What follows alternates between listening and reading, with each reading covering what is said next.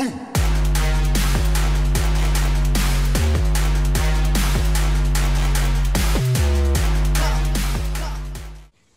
everybody, LabCoatAgents. Good afternoon or morning or whatever's going on, wherever time zone you're in. I think it's afternoon everywhere. But today we got Verl Workman today. We're going to be talking about doubling your income, doubling your net, doubling your gross. I'm excited to hear this, Verl. You got some great stuff for us today. I'm going to try to stay out of your way a little bit because I don't want to interrupt you. I'm sure you got a whole bunch of stuff for us, but I'll throw some questions in and help monitor the chat and the questions for you. But what can we learn about you for those that don't know you? All right, thanks, Mike, and LabCoatAgents, thanks for having me. So my name is, like I said, is Verl Workman. I live in Salt Lake City, Utah. The best things to know about me are I'm a father. I have 6 kids, and 3 of them work in our company at Workman Success Systems. And I have 9 grandkids. 7 of them are little girls under the age of 5. So when you think about that, my house on Sunday is a princess party, and lots of little princesses running around, and it's awesome. Our company, Mike, we have 60 coaches that coach specifically teams. And so we are very, very focused on building and working with some of the most successful teams in the world. My number is double. So wherever you are in production and wherever you are today, if you want to know how to double it, then we'll help you build the plan and the process to do that. And our secret to success is very much aligned with LabCoatAgents and their philosophy. And that is, I believe in the wisdom of the crowd, and that when you reach out to the right people, when you have the right crowd or the right group, you end up with better answers to your questions. And so that's how we grow all of our content and our coaching and our processes is with that wisdom of the crowd. And so that's what I'm going to talk about today. Just have fun and make money and serve. So, Verl, what you're saying is that you actually have people that double their income, double their production. This isn't just talking points. You have coaching clients that do this. Oh yeah, hundreds. So, and I may, if we have time today, I may show you some examples of what that looks like. And so, you know, I talk about people all the time, but I have a favorite client that from Houston, Texas, that when I started with her in 2012 was at 250. Then she went to 575, then 1.1 million. And this year she did 3.4 million in GCI. And when you ask her about her trajectory and what her life looks like, she'll tell you that she works less today than she ever did when she was making 250. And so she has a better life and better balance, and she serves the client better because she has specialists in every area of the transaction. So not to get too off track with that, but you know, I think that's a big limiting belief with agents, that if I'm going to do more business, I'm going to work more, I'm going to have less of a life. I think that's sort of a limiting belief that I see with agents consistently. Do you feel the same way? Oh, 100%. You know, and it's not that they're bad beliefs. It's just that our beliefs are based on the experiences we've had in our life up till today. And so what we have to do, and that's our job as coaches, is to create new experiences so we can adjust what people believe is possible. Mike, the only difference between an agent that's doing 6 a month and 6 a year is the activities that they focus on. Correct. And it's really not the quality of the person. It's just that they don't know what to do. And so it's getting them to think a little bit differently. And I like to say you have to kind of borrow somebody else's experiences until you start having your own. And then you start changing your belief. And when you believe differently, you behave differently. And those different actions or behaviors is what creates the results that we get. And I think what you're talking about too, I like the word action. So often we see agents have great goals, lofty aspirations, but let's be honest, until they put things into action, goals are nothing more than just dreams. Yeah. So, and like, I'm a big believer on goal setting and strategic planning, and I'm going to talk about that today, but I'll tell you that if you hit your goals, you're not setting them high enough. Mm-hmm. Like I want everybody to think about their best year in real estate. And I want you to go in the chat box right now and type in what was your best year in real estate, and then write down what a double looks like. And so tell me what your double is, because when you start thinking about it and then we start building a plan on how to accomplish that double, you'll realize that it comes down to a few simple activities. I had a call yesterday with someone who actually earlier today, we were talking, Mike, about the growing their listing inventory. And we launched it's called the 120-day listing challenge. And we've seen tremendous success with this. And so if you know, so I love that Jennifer wrote this down. 115,000 is her best year. A double would be 230. Now, Jennifer, what if I told you that I want you to hit 100% of that with just listings? Tell me how many listings you would have to take in order to make 230,000 next year in 2021. So Jennifer, write your number down. So tell me how many listings that is. And then as I go through and I share this with you today, Mike, what you're going to see is I'm going to give you like a real formula on how to make it happen. How about we just don't do any bull crap today and we just get into the real stuff. And I just really share with the audience here, how do we do it? So 12 listings. So, okay, Deanna put 12 listings. She's in California. That's not fair. Jennifer, 40. So Jennifer's got to go to 40. Okay. So Jennifer, the first question I would ask you is, are you full-time in real estate? Because 40 listings is not even a full-time agent. It's not even one a week. And so if you're intentionally obsessed with listing appointments and you need to get 40 to hit your double goal, I want you to get 100% of it on listings. I want you to think about this just for a second. 40 listings. Let's just say that means you need 80 listing appointments, because I don't want you to keep going out with just your friends and family. Anyone that tells me they get 100% of their listings isn't prospecting. That means they're not going out with strangers, they're only going out with their cousins. And so I need you to have more opportunities to fail. So let's just say your listing conversion is 50%. That means we need to get 80 listing appointments. So take that 80 and I want you to divide it by, so let's divide it by 52 weeks. So let's take 80 and we're going to do 52 weeks. Means you need 1.5 or 2 listing appointments a week. Jennifer, if I told you that all you have to do is be intensely obsessed with generating 2 listing appointments a week, you believe that that's possible? I'm going to stop my share so you can see my face. Okay, so 2 listing appointments a week. What if I told you this? So now, Jennifer, I don't just want you to get 2 listing appointments a week. What if I told you that in order for you to get paid this year, either you get 100% of your $300,000 goal or you get 0, meaning that you have to go on 80 listing appointments this year in order to get paid at all. So you're either going to get 100% of your double or you're going to get none of it. How would you behave differently? See, Mike, that's the difference between average and exceptional. Is the exceptional do the activities that everybody knows they should do, but most don't. And so can I repeat one thing too, though, Rob? What I really liked you said a minute ago, you talked about more opportunities to fail. Since you said that, that's been kind of resonating with me, because I think agents so often feel so weird about failure. They feel so adverse to it. They don't want to fail. They don't put themselves in the situation to fail. So before we're done today, I would love to touch back on that, because I think that's vastly important. Yeah. So Mike, I eat failure for breakfast. I mean, I get up in the morning and I want to fail. If I'm not failing, I'm not growing. I'm not challenging myself. If all I'm doing is the easy stuff, I get bored really fast. And so I have to find opportunities that push me out of my comfort zone. Like if I'm not making you uncomfortable, I'm probably not the right coach for you.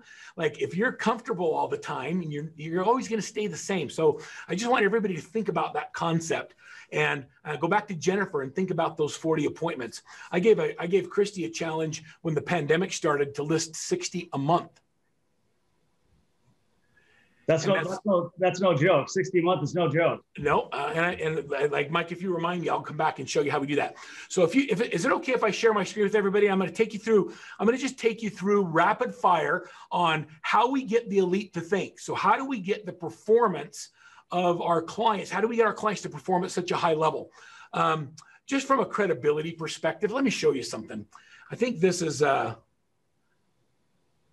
when I started Workman Success about 5 years ago, I had one client that was generating or earning 7 figures.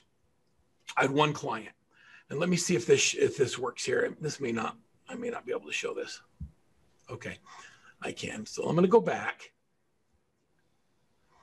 And I'm going to show you our revenue sheet for the last 12 months. And so this is inside the look behind the covers of what I want to do is I want to set the stage for what I'm about to share with you, so you understand the performance levels of the clients I'm talking about. Is that okay?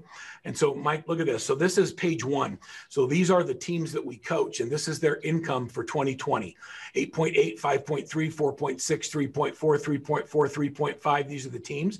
That's when page you say 1. income, bro, you're talking GCI? I'm talking about gross closed income. This is commission income. Gotcha. 2.1, 2.1, 1.7. So when I started, there was one page. Now there's 4 pages of 7-figure income earners that are following the systems and the processes that I'm getting ready to share with all of you. And the reason I share with that is because I want to impress upon you that when you have systems for everything in your business, I believe that it's systems first and then assistance second. Anything you do 3 times in your business, you need to have a system for. That allows you to create scale. And so when you get your house in order and you get the right technology and the right systems in place, then we start putting together formulas that allow us to be able to grow. Most of our teams, we want you to run, Linda, and I appreciate you asking that question, is we expect our teams to run on a 50% net profit after their cost of sale. And I'll talk more about that a little bit later. Christy runs on a little bit higher than a 30%, 35% net after everything. And so she's taking home over $1 million a year. Okay. So I'm going to share my PowerPoint deck with you, and you probably won't see my screen as I do that, but that's okay. Just bear with me, and I'm going to do rapid fire Verl for a minute. So Mike, I'm a sales guy to my core, meaning that I cut my teeth selling hot tubs and satellite dishes, and so that's where I come from. I spent 2 years in Manchester, England, as a Mormon missionary, knocking on doors, and I tell people that you think selling houses is hard, you ought to try selling Jesus. You know, it's a tough gig out there. And so when someone tells me something is hard, I'm like I roll up my sleeves. That means that there's a lot of opportunity because most people won't do it. And so the way that we start in creating these significant revenue generating agents and these very profitable people is we start with a strategic plan. And with a strategic plan is where I want you to write down, I want you to really think about where do you want to be 5 years from today? So 5 years today, Mike, if I were to look at your business and I say, okay, give me a snapshot of what you want it to look like. You're going to say, well, I want to have 3,000 agents. I want my average agent income to double. So I want 3,000 productive agents. I want to be able to spend 3 weeks a year in Europe. And I want to buy a bigger wakeboarding boat so I can surf more, or whatever it is. You write down your 5-year strategic plan of what you need to get there. Well, first off, I'd like to be able to stand up on a wakeboard because I had about 29 failed attempts last time I tried. So I'm going to work on that first before I buy the boat. All right. So here's my personal challenge to you, right? Is you come out to Salt Lake, I 100% guarantee I'll get you up on a wakeboard and have you riding. Work on that one. Yeah, I got you on that one. All right. So there's your invite. All right. So you write down what you want 5 years from now. And I challenge you to do this, not just as an individual, but to do it with your spouse or significant other, the people in your life that are closest to you, and do a family strategic plan and a business one, because those goals have to be in alignment. Otherwise it creates conflict in the channel. And then I say, okay, now where do you want to be a year from now? And then where do you want to be 6 months from now? And we work backwards from that. And once we have the strategic plan, the vision of what we want to create, then we go in and we build our business plan from our strategic plan. And I'm going to give everybody a copy of this. So I'll give you a link where you can just download a copy of our business plan that I use with our 7-figure team. So if you want that, does anybody want a copy of this stuff? Like yep. If I share it with you today, I'll give it to you. Fair enough? Everyone should say yes. Something you want, you ask for it, I will give it to you. Okay. So the next thing we do is we do what's called a SWOT analysis. And a SWOT analysis where you think about and you break down what are your strengths, what are the weaknesses you have, and this is internal to you. So if above the word strengths, you wrote the word internal, that's what it means. And then we look at the opportunities that you're currently not taking advantage of. And then we look at the threats that could affect your ability to be able to be successful. Now, Mike, I like, so this is like way out of craziness, but so the way I look at the business, my business today is I say, okay, what are things that are really great? Here's all my assets, all my strengths. Everybody likes to write down, I'm good with people. I love real estate. I'm friendly. I have a good database. I like to write down, I'm armed to the teeth with technology. I'm a freaking sales animal. I provide higher services to my clients. I'm not afraid to prospect. Those are my strengths. The weaknesses are attention to detail. I hate doing the paperwork. I'm not good at it anyway. Financial awareness. The things that are weak, I write down, and I want you to be really self-aware. Like, be honest with yourself. And then I'm going to ask you, what do you think I'm going to tell you to do with your weaknesses? And everybody says, oh, I want you to focus on helping them become strengths. No, I want you to delegate them. You already suck at it, so why focus on it, right? Like, just delegate it. And then we look at the opportunities that make sense. and we say, okay, how do we use our strengths to capitalize on the opportunities that are out there? And the threats are things we need to be aware of, but we can't control. And I don't spend a lot of time focusing on that. And then I'm going to get to make one assertion there. So you're talking about Mike. Weaknesses being internal, where you're talking about threats and opportunities being external, correct? That's what I think we're hearing. That's right. Well, the opportunities are external. Yeah. So strengths and weaknesses are internal to me. Opportunities and threats are external. Correct. They're things I need to be aware of. Yeah. Yes, I'll give you an example of an opportunity. So an opportunity we have a program called 8651. It's how to close 86 transactions a year, working with 50 people 1 hour a day.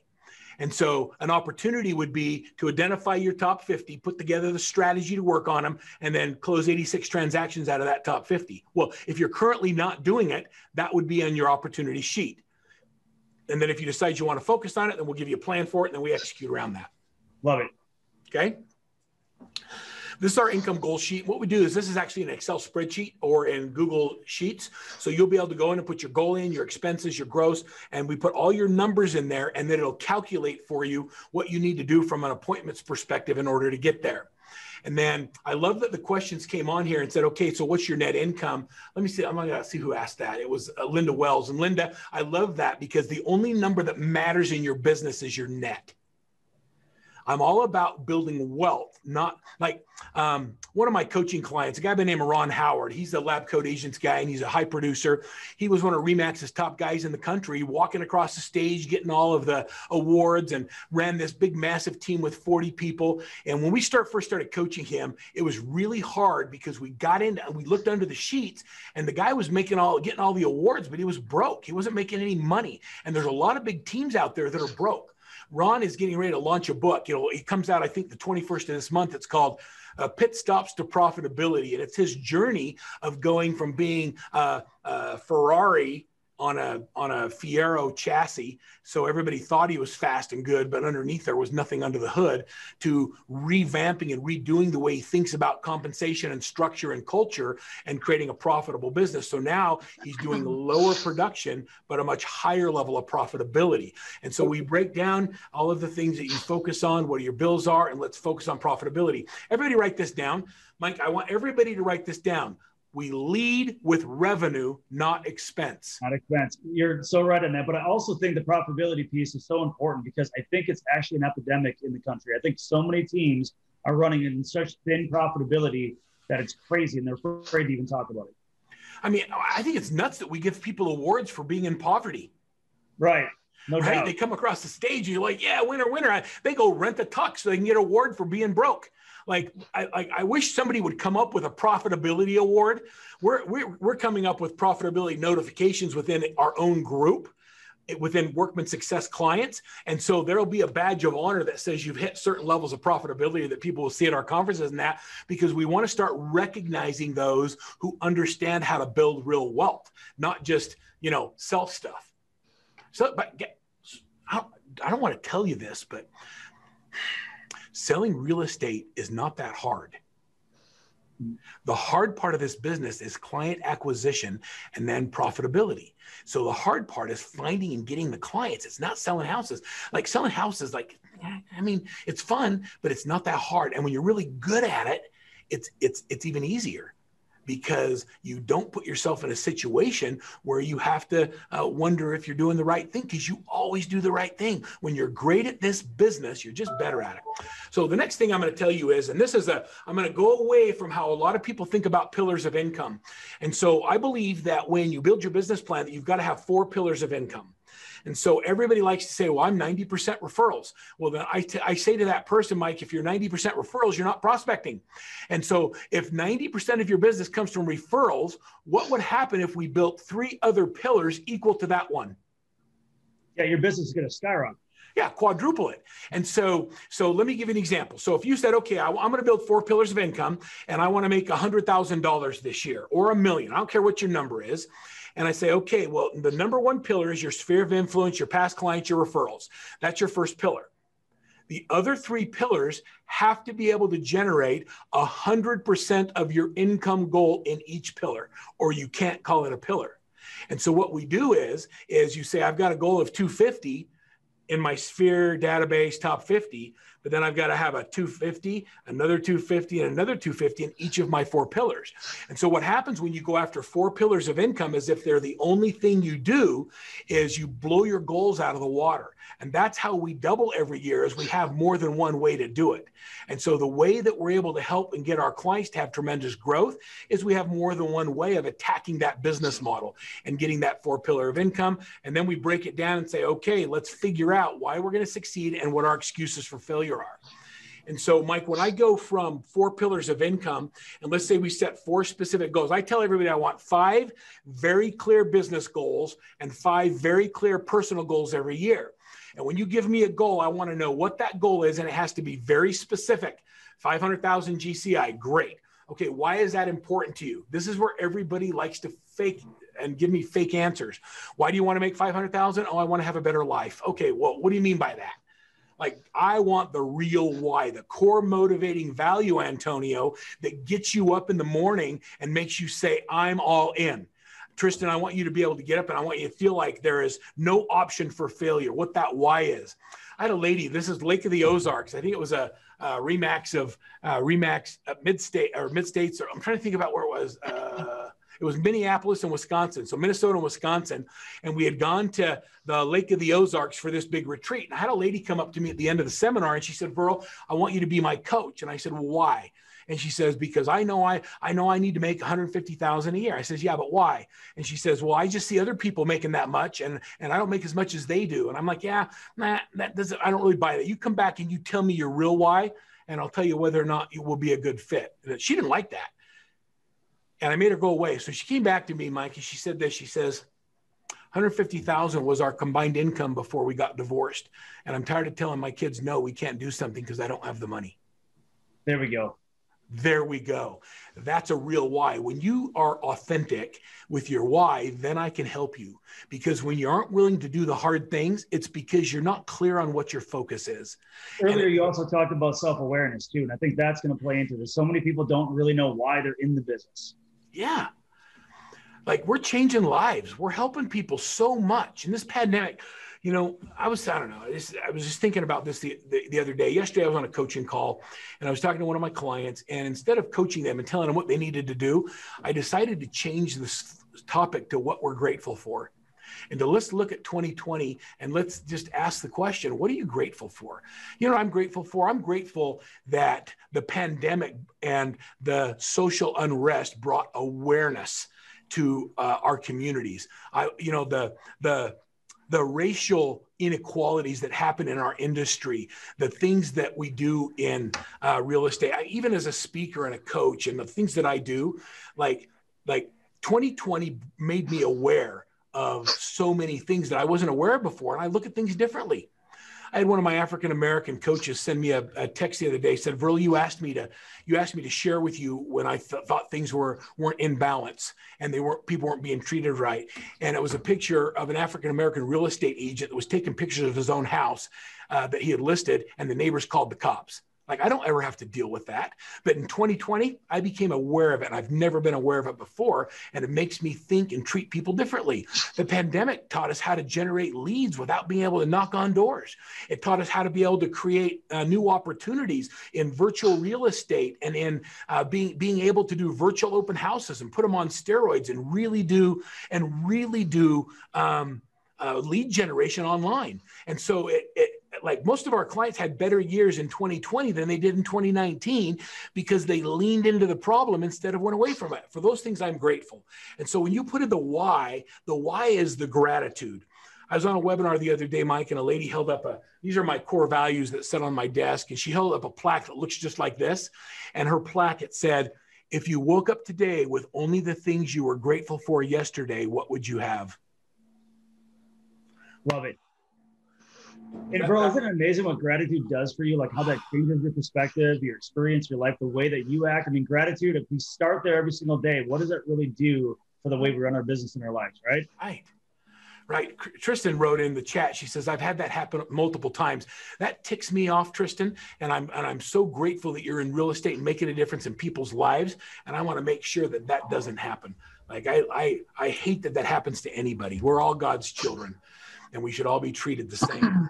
In our goal achievement system, now, when you do this goal achievement, when you go into the goal achievement system, I want you to think about this. I've asked you to do 5 business goals and 5 personal goals. Write down the real why. And then I want you to tell me right now in advance of all of the excuses you're going to give me at the end of the year when you don't hit your goal. I want to know what your excuses for failure are right now when you start. Think about that. And then the next one is resolve, is we're going to create a resolve for each one of those excuses so you can't use it. So if we can start your goal system by eliminating your excuses for failure and just go to work, what do you think our chances of success are?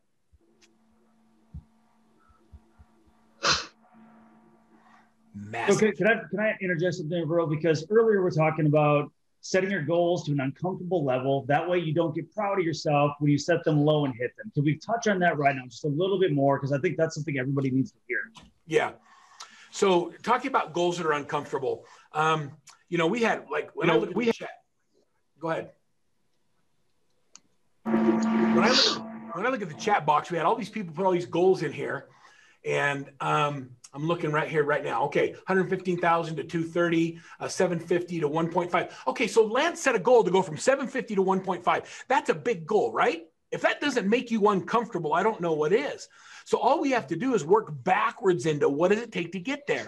Because 1.5, like that's not even a big deal. It depends on where you are in the country. It's just a way of looking at the world and believing that it's possible. So Lance, I 100% believe you can do that. If you go from 750 to 1.5, I want you to focus on listings, but you can't do it if you focus on the wrong activities. Most agents get up every day and spend the majority of their day doing fake work.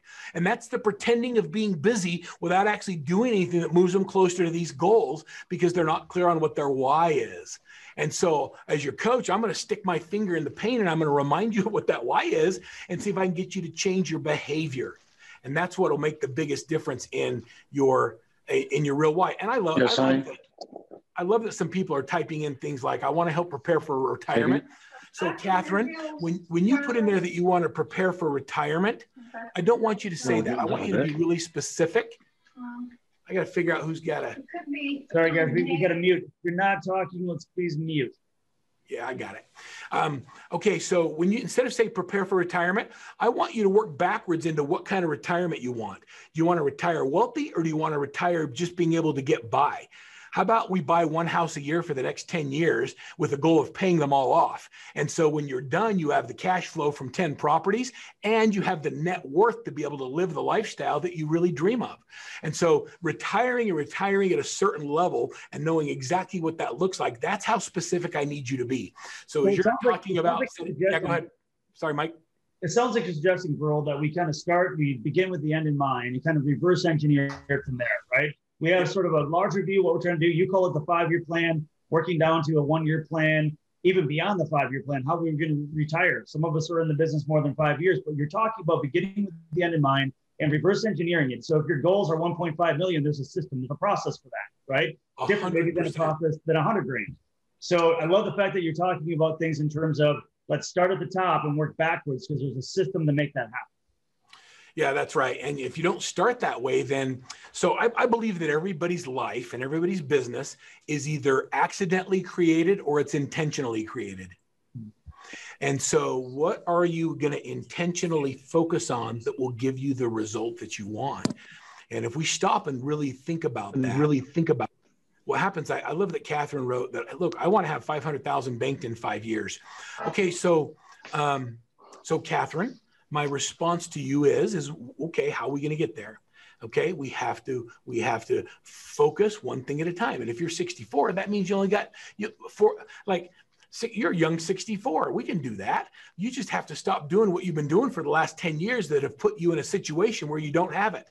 Because if you keep doing the same things, you're going to have the same result in the next 5 years.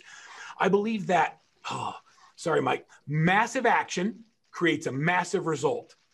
And if you want to do and have a drastic change in your outcome, you have to take drastic action. Everybody says small little increments. No, you got to smack that thing upside the head and you got to say, let's go. It's game time. We got to stop pretending we're in real estate. When someone tells me that they're doing 8 transactions a year and they're full-time in real estate, I just say, what do you do all day? Someone needs to smack them upside the head with love and say, it's time to get up. It's time to get up and go to work. And like, we make our money by having face-to-face conversations, interactions with people. And then it's funny that Catherine put on there that she wanted to have 500,000. If I wanted 500,000 net income, here's a sprint, or what we call an action plan worksheet of the things that have to happen to get there. The difference between average and exceptional isn't the quality of the person, but it's the activities that they focus on, and they break it down to the ridiculous. Okay, you want me to take you behind the covers and show you something cool? Mike, first of all, I also want to tell Catherine that 64 is the new 40. We got to leave that out there too. So 64 is the new 40. Right. All right. So can you still see my screen? Yep, we got it.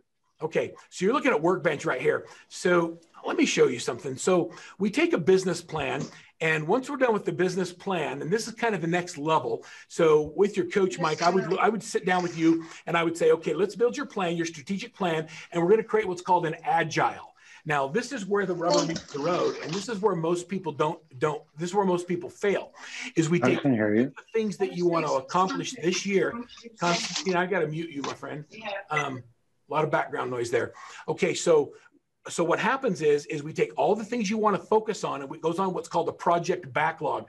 Now, Mike, in your business where you have tremendous growth right now in Minneapolis with your brokerage, what I would do is I'd say, okay, what are the gaps in your business? Where are you leaving money on the table? We lead with revenue, and let's fill those revenue gaps first. And so we make a list of all the things we could do. Can you work on 60 projects at a time? I've tried it. It doesn't work too well.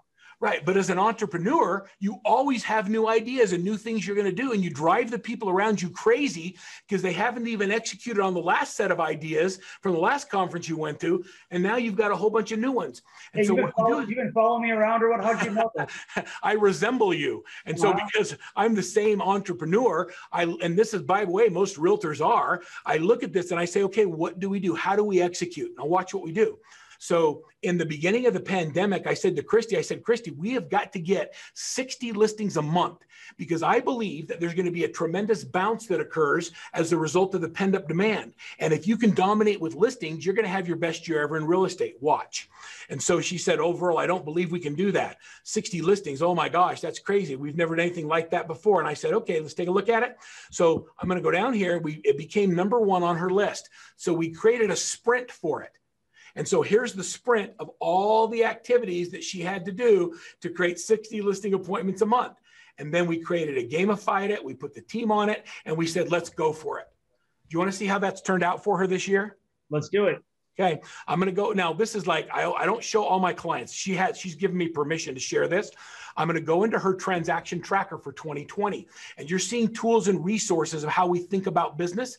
That which gets measured gets done. I track everything. And so when I go into her summary data, by the way, let me set this up a little bit by telling you that Christy has been sick since August, and she has not really been at work. So August, September, October, November, December. And let me show you what she ended up the year with. When I started coaching her, she was making $250,000 a year. This is her gross income each month in 2020. Not year, month. Month. 160, 195, 303, 211, 268, 316, 379. Her biggest months have been since she wasn't even there. And then we come down here and we look at where that business came from. We track the lead sources, the title companies, the mortgage. Can I ask a question? Yep. You just said a comment that I think is really important too. If her greatest months were when she wasn't even there, she's got to be setting that up, that her business is running like a business, not just running, but it's running like an actual business built on systems. Yeah, that's true. And also she creates a culture of productivity, meaning that the agents on her team have to produce or they don't get a play. Like, I don't want any agent on my team making less than $100,000 a year. And her agents, her buyer's agents, are on 40-60 splits. They get 40, she gets 60 for the first 2 deals they do every month, and then 45-55, and then 50-50. This is her trajectory of growth. So she went from 250 to 575 to 1.1 to 1.7 to 2.1 million GCI. bunch of hurricanes in Houston in 2017. So only 1.9, then jumped right back to 2.6, 2.9. And this year, in the middle of a pandemic, 3.4 million. And so that trajectory of growth starts with, guess what? Every year we do the exact same business plan. We do our strategic plan, we work backwards into the numbers, and then we just dial it in. Is there anybody else in here that wants to play at this level, that wants to shake it up a little bit, that wants to figure out how to get there?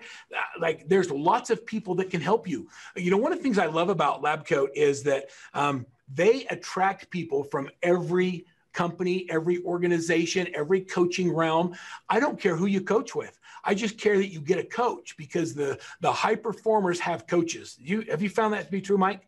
Yeah, very true. Very true. And the other thing I want to touch on that you just said is, you know, earlier said it's really not hard to sell houses. The hard part is acquiring the client, right? But even that, what we're talking about here, this is something that you can tap into. This is not something you have to invent from scratch. These are all things you can just duplicate that other people are doing. That's the beauty of our industry. It's so easy to tap into. That's exactly right. All right, so here's how you double. I'm going to give you some numbers that, if you understand them and you apply them to your business, will help you create that doubling strategy, both gross and net, okay?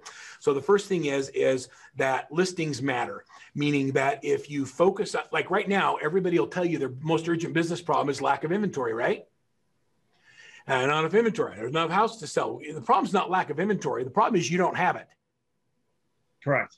Right? There's plenty of houses that are selling. You look in Minneapolis, how many houses listed in the last 30 days? A lot. And so if you're whining about not having any listings, change your activities. Stop whining about the market. Those are threats. Those aren't things you can control. What you can control are your activities. So we focus on listings. Now, every listing you generate, when I look at your ratios, if I were going to look at your business, this is how I identify gaps. For every listing you generate, you should close 1.5 buy-side transactions. So one listing equals 2.5 deals. When you work with a listing, you spend 2 hours. When you work with a buyer, you spend 20. So what's the greater return on time?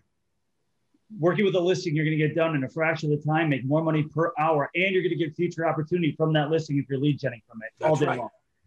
So unless you're a buyer's agent, I want 100% of your goal to be focused on listings.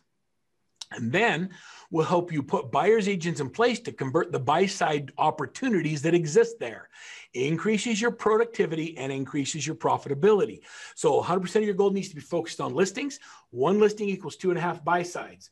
And then I want you to delegate to buyer's agents or showing assistants on the right compensation plan. I'll share with you a couple of thoughts on that as well. And then decide right now that, you know, I just want y'all to know that we build at Workman, we build all of our business plans in September and October for the following year. We always work 90 days in advance.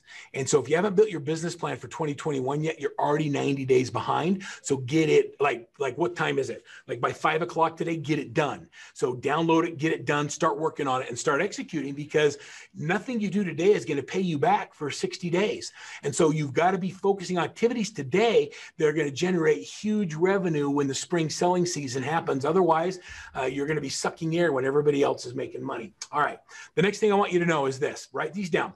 One listing should equal 6 to 8 leads a month. And so one listing equals 1.5 buy sides. One listing equals 6 to 8 leads. For every 25 leads we generate, we add a buyer's agent. And so it's a mathematical formula to me, Mike. So when I have 10 listings, and I'll show you this on this, when I have 10 listings, that's 60 to 80 leads a month that are coming in. I need 3 buyer's agents. And it's non-negotiable. The reason we don't have the 1 to 1.5 ratio is because we don't have the bandwidth to follow up with the B and C leads. And so we have the good intentions of doing great follow-up, but we don't actually do it.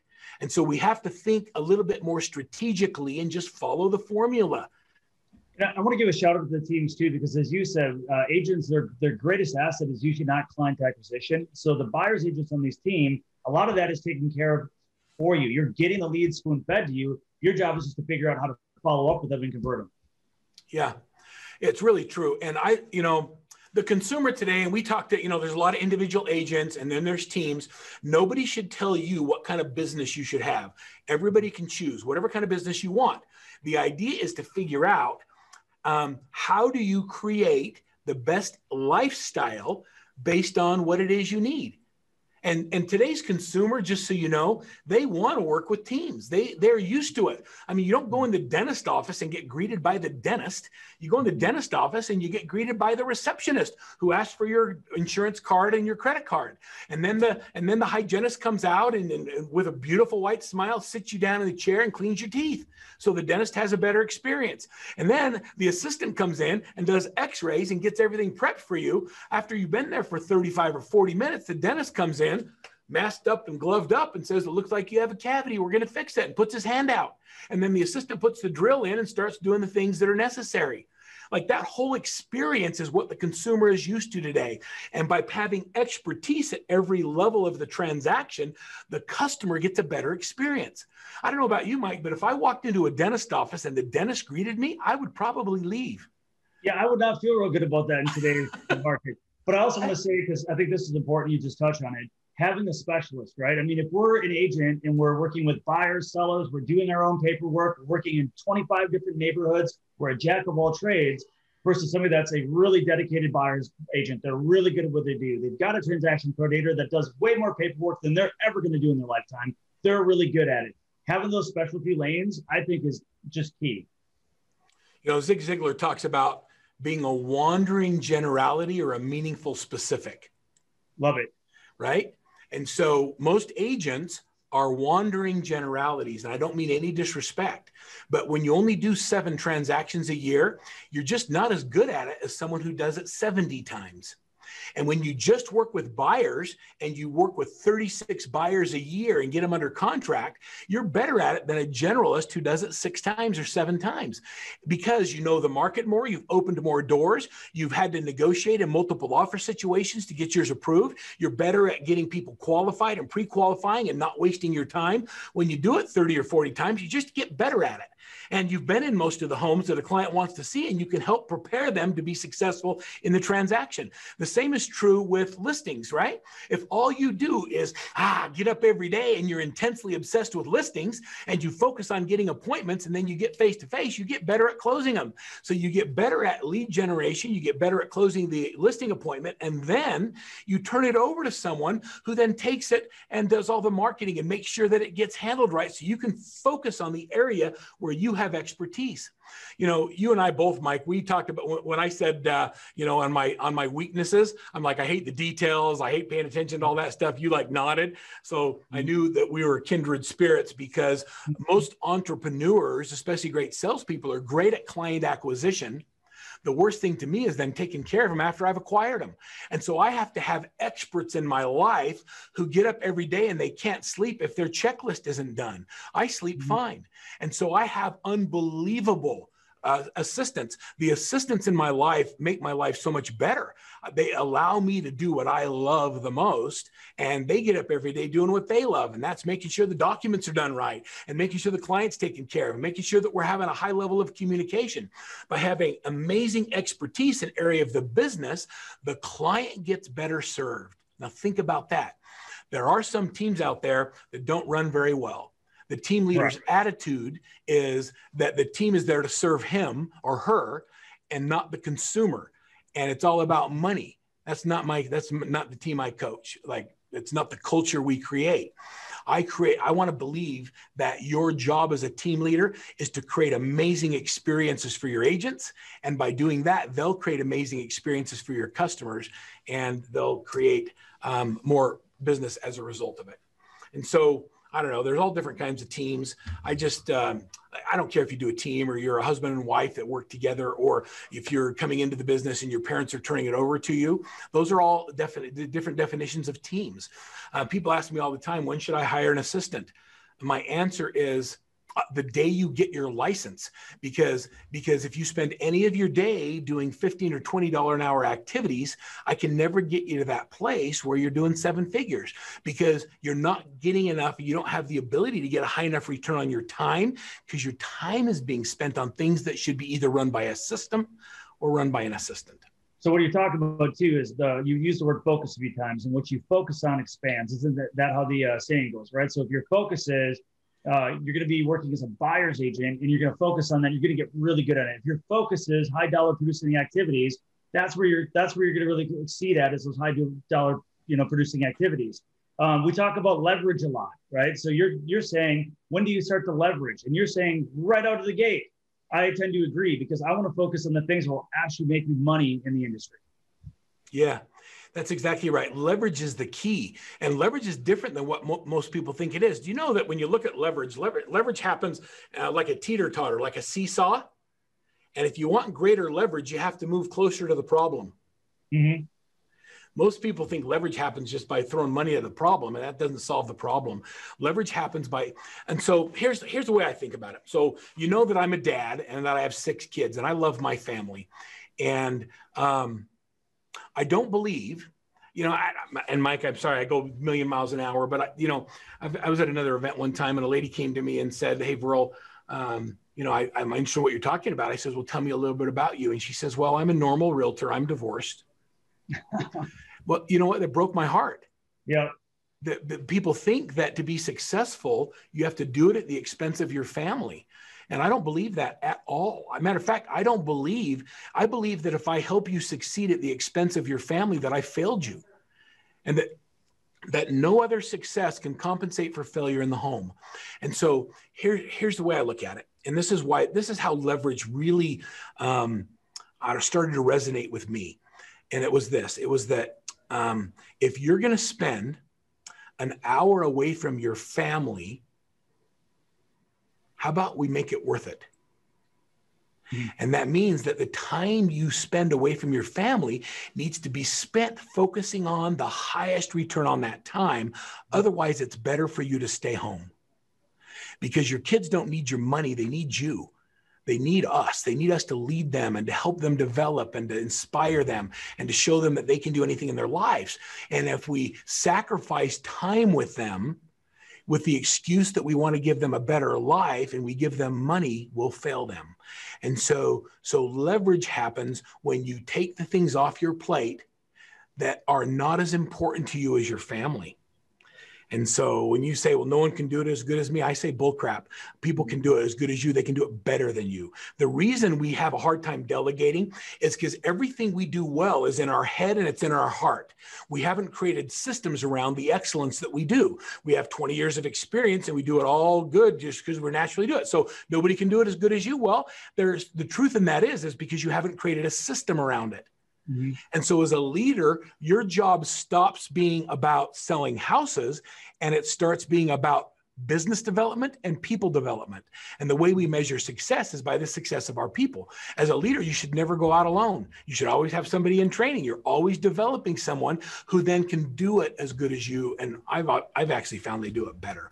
So these are different structures of teams. Let me give you a buyer's agents and how we look at buyer's agents. So just so you know, we create a buyer specialist agreement. Buyer's agents, we pay 40-60 the first 2 deals they do in a month, 45-55 on deals 3 and 4, and 50-55 plus.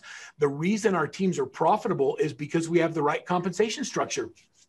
Mike, and you have in your brokerage, you have a great business model for teams, by the way, because it's a flat fee brokerage concept that allows people to keep most of the revenue that comes in. And so instead of having big splits at the beginning, you understand that the margin has gone from the broker to the team leader. Mm-hmm. And what the brokers used to make is now the team leaders that generate the revenue, because they also have to provide all the services. So the team leader provides the client care coordinator, the marketing, the brochures, and all the stuff that happens. And the team member gets to go out and sell houses. The minimum level for acceptable performance for a buyer's agent on one of my teams is 24 units a year. And so an agent, now, Mike, I'm going to use you as an example because we talked about this before we started. An agent on my team on a 40-60 split is going to make more money than an agent on 100% doing 7 or 8 deals a year. Mm-hmm. Isn't that true? Absolutely. 100%. And so the way that we sell this is when we talk to people, I say, what's more important to you? The amount of money you take home to your family or the split that you're on? Correct.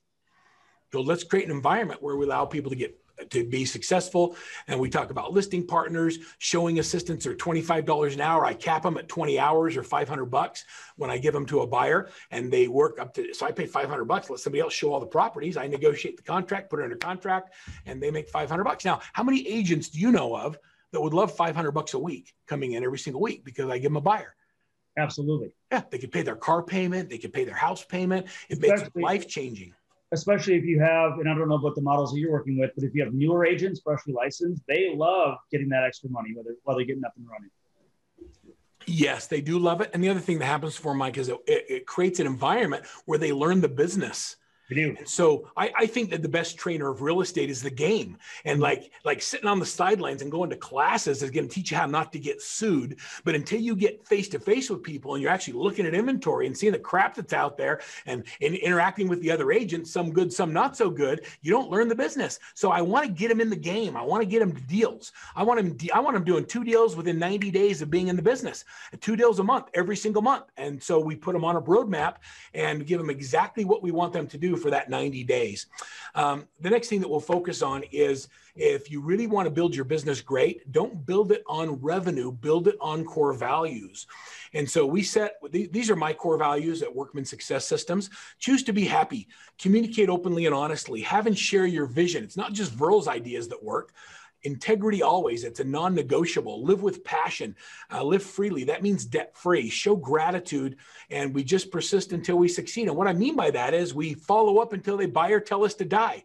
When a lead comes in, you follow up with them until they file a restraining order. We persist until we succeed. And so that's how we have success, and I feel so strongly about these core values that anybody on my team can release another team member for deliberately stepping on a core value. Think about that. My assistant can fire my CFO if my CFO lacks integrity. That's how strong I feel about them. Okay, we talked about getting... I think you also build a real good sense of community in your organization when everybody shares the core values. If everybody thinks differently, you just don't seem to mesh right culturally, I think. Yeah. It's all about culture. And every business has one. You just have to choose whether it's intentional or accidentally created. I like to say that which gets measured gets done. Patrick Lenciano wrote a great book called The 5 Dysfunctions of a Team. If you haven't read this, go download it and listen to it during your workout tomorrow. It's a phenomenal book. And he talks about the 5 reasons teams fail: absence of trust, fear of conflict, lack of commitment, avoidance of accountability by the leader and the team member, and then inattention to result and not focusing on the right things. I don't have time to go through all these with you. I actually want to, Mike, if I can, I know that I'm going 1,000,000 miles an hour and I'm sharing a lot of concepts with people. And so I would like to have all of our listeners, everybody that's on the call right now, to go into the chat box. If you have a question or something you'd like me to give you the answer to, or something that's weighing heavily on you, or something that you've gone, oh, what, tell me more about that. Go in the chat box and type it in right now. And I want to spend the next few minutes just answering questions that you have. Use the chat box, not Q&A. And then I'll do my best to answer those questions. I'm going to give you another tool. This is one of our secret sauces, like our secret tool, okay? And that is, it's called the Daily Success Habits Tracker. And I'm going to give this to everybody on this that logs into the webinar, either virtually or in the Facebook group. It's called the Daily Success Habits Tracker. And what we do is we focus on dollar productive activities with the goal of getting 61 points a day. And the points are given to you by doing dollar productive activities. And actually, it's a fillable PDF. And we track this every single day. And then in the left-hand column, I want you to write down what you actually do in 15-minute increments throughout the day. What you're going to realize is how little time you spend doing dollar productive activities, and you'll start making adjustments. Okay. The second thing you're going to realize is that if you focus on the right things, you can get a predictable result. When I showed you that list of all the people that were doing 7 figures, there's a number right above that called success habits. All of our teams put all their success habits in. I know that it takes 240 to 270 points to get a closing. And so we know that if we do the right activities, we can begin to get a predictable result. So I'm going to give everybody the Daily Success Habits Tracker. You all get access to that. Accountability is not something you do to someone. Accountability is a choice you make as agents. So Cindy, whether it's you or Catherine or James or Grace, accountability, I know that you're strong individuals and that I can't make you do anything you don't want to do. All I can do is put systems in place that make you aware of where you're falling short, and then you choose to make those adjustments in your business. So accountability happens because of awareness. Accountability is love. It's not something that you do to someone to punish them. And if you start to understand that, it'll blow you away. All right, so I'm going to go to questions really quick. Go ahead. Not to interrupt you, but I think that's vastly important too. The way people hold their team accountable or their people on their team accountable, oftentimes I think feels like punishment. And I think they do it in a way that actually is counterproductive. So I love the fact that you're talking about that. So I think it actually causes more damage than good in a lot of cases. Absolutely true. Cindy asked this question. I think this is a lot of people have the same question. She says, I'm confused. Why would any agent want to work on a 40-60 split and be on your team when they could do it on their own? It's just like the dentist office. Why is the receptionist not a dentist? Why is the hygienist not a receptionist? Everybody has their own personality and their own skills and their own propensity for risk. And so if everybody wants to be a team leader, there would be no team members. And we've learned that when you put the right group of people with the right profiles together, then everybody accomplishes more and lifts each other up. And so they do it because they want to be part of a group. They don't want to be on their own. It's a lonely place. And Mike, running a company, man, it's a lot of work. And well, not to mention, I also want to add this too. So in your example of somebody doing 7 or 8 deals as a solo agent versus doing 40, 50 as a team agent and making more money, there's a little bit of an abundance mindset to that. Yes, I'm going to go ahead and I'm going to pay more per deal, but I'm going to make more money. The reality is the person doing 7 or 8 deals a year could do 40, 50 on their own. Guess what they do? They do it on their own. Since they're not, it's time to make a change.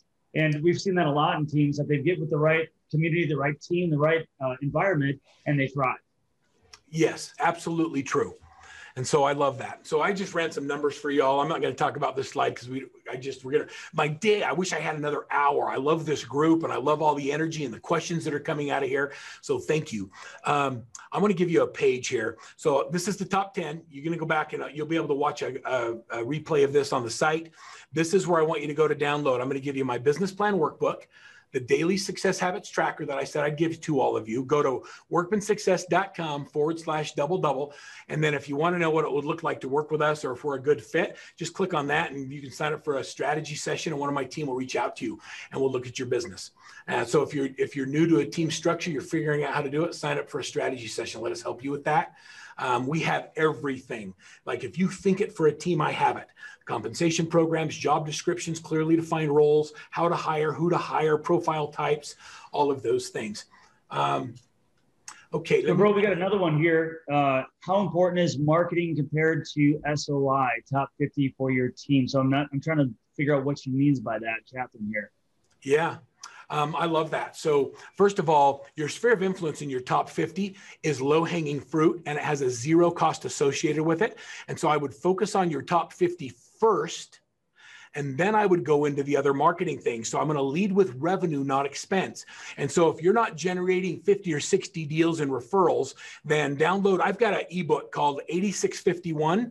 Let me think about how to get that to you. Okay, so anybody who downloads this stuff right here, I'll send a follow-up email and a copy of the 8651 strategy on how we generate 86 deals working with 50 people. Because you asked for it, I'm going to give it to you. I'm just going to give you stuff. You asked for it, I'll give it to you. Okay, Robin, I love that. Robin says, I've been with Workman Success for 2 years and I haven't hired an assistant. I've closed 29 units this year. Congratulations. Wise Hire has been crazy good for advertising. The coach is helping him interview. 2021 goal is to hire an assistant. Now, it's not your 2021 goal. That's your January goal, Robin. Knock it off and pull the trigger. Let's go. Okay, do we have any other questions? How long would you recommend trying a particular system before making an adjustment to improve its effectiveness? Okay, so it depends on what the source is. So here's my marketing. Here's the numbers that I look at. Anything you do in marketing, anything you do, anytime you spend money on something, you have to get a 6x return. So my measure of success is 6 times. You spend $1,000 on Zillow, you better get $6,000 in return. You spend $2,500 on Boomtown, I want 6x. And if you don't get a 6x, then we reevaluate what you're doing and what you're saying. When it comes to geographic farming, it's very different. When you're doing geographic farming, you have to go, literally, you have to go 18 months. And if you don't have the budget to make an 18-month commitment to your geographic farm, it's not going to pay you off. And so I'm going to focus on that. So I'm going to track everything at a really high level, and then I'm going to make decisions quarterly based on the ROI.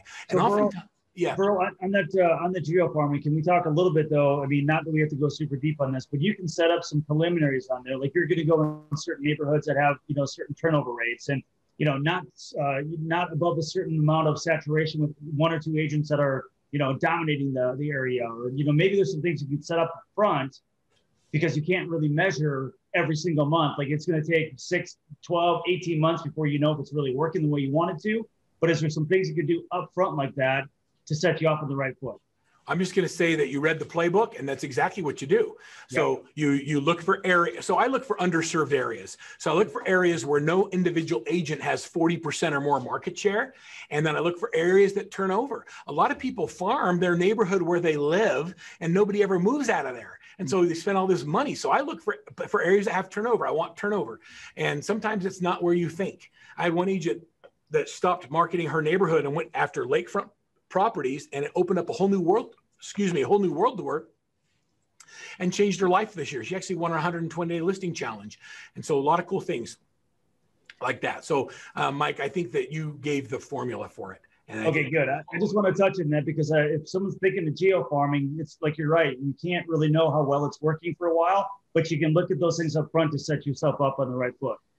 Love that. And Carolyn, I'm glad that you're with Workman Success, and I love your coach makes you uncomfortable. I'm going to look you up, and I'm going to give your coach a hug later, because if they're not making you uncomfortable, they're not the right coach. They're not doing the right thing for you. Somebody had a question that I want to address, and that was, I'm new. I'm new to team structure. How do you start? Okay, so just get a consult. We'll help you with that. Let's see, there was another one that says, I'm a newer agent. What would you focus on more, marketing or prospecting? Okay, you're new. We lead with revenue. So I want you to make a list of the 50 people who are most likely to give you one referral, and I want you to have a conversation with them every month, all 50 of them. We're going to work your top 50 until there's nothing left to do before we start doing marketing. We lead with revenue, not expense. So I don't want you to go do billboards or start doing geographic farming. We generate revenue. People like you, and they like who you are, and you need to start communicating in a way. And I'll give you one last thing, and this will be my messaging going forward as we wrap up today, Mike, and that is that, Amanda, as a new agent, I don't want you to go out there and sell anything. I want you to find opportunities to serve people in your community that need help with real estate. And if you have a serve attitude instead of a sell attitude, you will attract more business than you can handle. Always serve regardless of the opportunity. And if you approach the market with serve first, the opportunities will take care of themselves. So I'm going to give you permission to not call people up and pump them for referrals and make them give you business. I want you to call them up and say, how's your family? How you doing this pandemic? How have you been affected? And how can I help? And the real estate conversation will happen naturally. And if there's an opportunity for you to serve, then you can put yourself in a position to help them. Serve instead of sell, and you'll knock it out of the park. And then this is my...